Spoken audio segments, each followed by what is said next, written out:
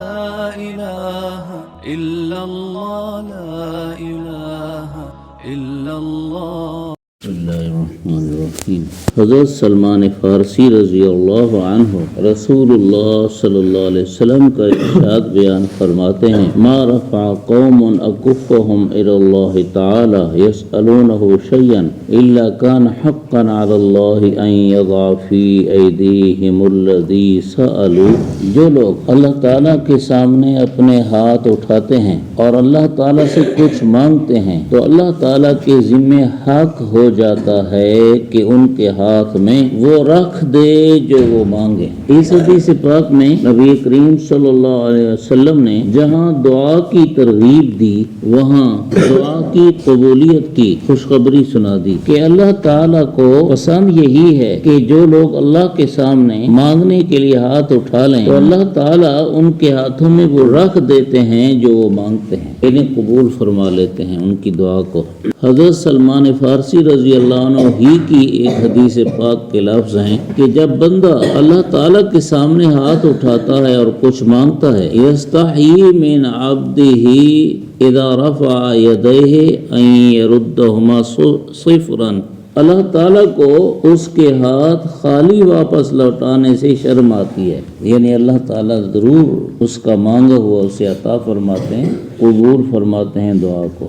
قرآن پاک میں 2 آیتیں ہیں جن میں اللہ تعالیٰ نے وعدہ فرمایا: اجیب دعوت الداعی اذا دعان. دعا کرنے والا جب مجھ سے دعا کرتا ہے تو میں اس کی دعا کو قبول کرتا ہوں. ادعونی استجیب لکم.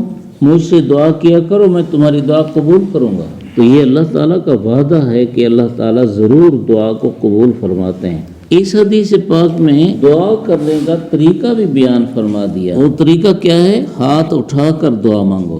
کئی لوگ یوں ہاتھ رکھے رکھے دعا مانگتے ہیں، ہاتھ رکھے رکھے، جیسے ان کو دعا مانگنے کی ضرورت نہیں ہے، ہاتھ اٹھا کے مانگنی چاہیے. پتہ نہیں کئی لوگوں کو دعا میں ہاتھ اٹھانے سے بھی اختلاف ہے، حالانکہ یہ تو بہت سی حدیثوں میں نقل ہے.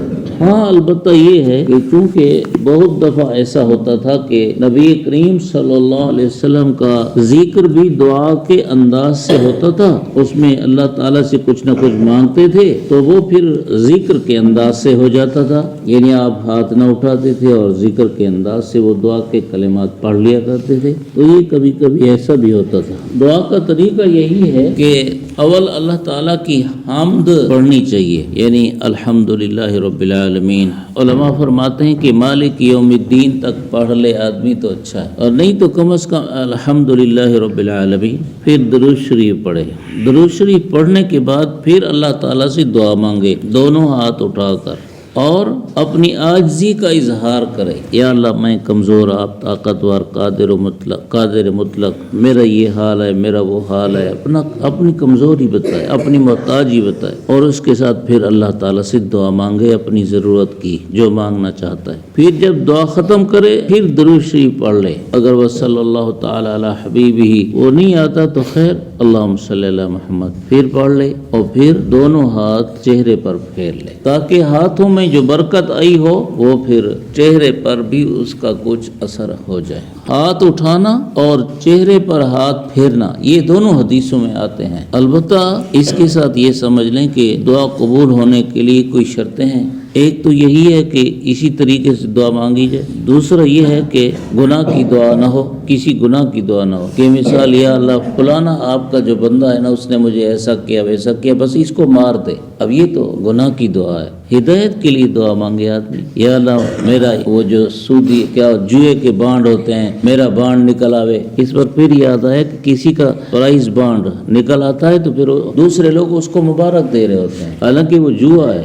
ایسا سمجھو گناہ میں کامیاب ہو جانے پر اسے مبارک دے رہے ہیں، اور خطرہ ہے کہ اسے ایمان چلا جائے. ایک تو گناہ کی دعا نہ ہو، دوسرا دل کی توجہ کے ساتھ دعا ہو. بہت سے ہم لوگ دعا کے الفاظ پڑھتے ہیں، دعا مانگتے نہیں ہیں. ایک ہوتا ہے الفاظ پڑھ دینا، ایک ہے اللہ سے مانگنا ایسے جیسے کوئی فقیر کسی سخی سے اور کسی مالدار سے کچھ مانگتا ہے تو وہ صرف زبان سے نہیں مانگتا، دل سے مانگتا ہے. ایسے ہم صرف زبان سے نہیں مانگا کریں، دل سے مانگا کریں. ہم دعا پڑھتے ہیں، دعا مانگتے نہیں ہیں. دل کی توجہ کے ساتھ دعا کرے. پھر یہ نہ کرے کہ بھئی میری دعا جلدی قبول ہو جائے. اگر جلدی قبول نہیں ہوئی تو کہے کہ جی میں نے دعا مانگی تھی اللہ نے قبول نہیں کی ہے ورنہ تو مجھے نظر آ جاتا. نہیں، جلدی نہ کرے. یہ تو اللہ تعالیٰ کو معلوم ہے کہ اس کی دعا کو جلدی دکھانا بہتر ہے یا دیر سے، وہ تو اللہ تعالیٰ جانتے ہیں. ایک آدمی اس کی شادی ہوئی، اس کے کئی دن ہو گئے، کئی مہینے ہو گئے، کئی سال ہو گئے اور اس کی اولاد نہیں ہو رہی اور وہ پھر بے صبر ہو جاتا ہے اور پھر اللہ سے دعا مانگتا ہے، پھر دعا کا نتیجہ نہیں نظر آتا تو پھر آدمی کہتا ہے دیکھو جی دعا کی ہے قبول نہیں کی. ایسا ہو سکتا ہے کہ دعا تو قبول ہو جاتی ہے، نتیجہ اس کا دیر سے نظر آتا ہے. حضرت موسیٰ علیہ السلام اور حضرت ہارون علیہ السلام دونوں نے مل کر فرعونیوں کے خلاف دعا کی اور اللہ نے اطلاع بھی دے دی، وہی بھیج دی کہ دعا آپ کی قبول ہے. لیکن کئی سالوں بعد فرعونیوں پر عذاب آیا تو دعا قبول ہو جاتی ہے. اچھا، اس کے ساتھ دعا قبول ہونے کا مطلب بھی سمجھیں. آدمی جو مانگتا ہے کبھی وہی مل جاتا ہے اور کبھی ایسا ہوتا ہے کہ وہ نہیں ملتا کیونکہ اس کے حق میں وہ بہتر نہیں ہوتا. اللہ تعالیٰ اس کی جگہ دوسرا اسے بہتر چیز دے دیتے ہیں. اور کبھی یہ ہوتا ہے کہ کوئی مصیبت آ رہی ہوتی ہے، اللہ دعا کی برکت سے وہ مصیبت ٹال دیتے ہیں. اور کبھی ایسا ہوتا ہے کہ بندہ گناہگار ہوتا ہے اور اللہ تعالیٰ اس کو بخشنا چاہتے ہیں، اسے دعا کرواتے ہیں اور پھر دنیا میں اس کا نتیجہ نہیں دکھاتے، آخرت میں نیکی کی صورت میں اس کے لیے دعا رکھوا لیتے ہیں تاکہ جب آوے تو اس نیکی کی برکت سے اس کی مغفرت کی جائے. تو دعا اللہ تعالیٰ قبول ضرور فرماتے ہیں. آدمی بے صبر نہ ہو، جلد باز نہ ہو اور شرطوں کے ساتھ ہو.